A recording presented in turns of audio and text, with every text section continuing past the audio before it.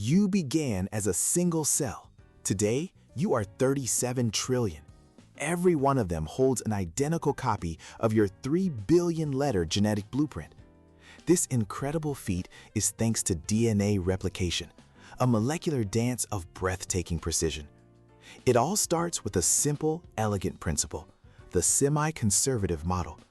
Your DNA double helix doesn't create a new copy from scratch. Instead, an enzyme called helicase, the great unzipper, splits it down the middle. Each of the original strands now becomes a template, a mold for building its twin.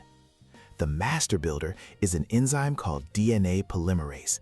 It's fast, laying down about 50 new genetic letters every second. But it has one strict rule. It can only build in one direction. For one strand, the leading strand, this is easy.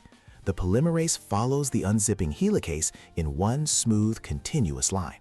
But the other strand, the lagging strand, runs the wrong way.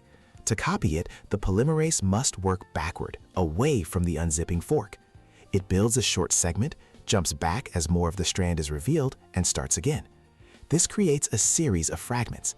A final enzyme, DNA ligase, acts as the molecular glue, stitching these fragments together into a perfect, complete strand.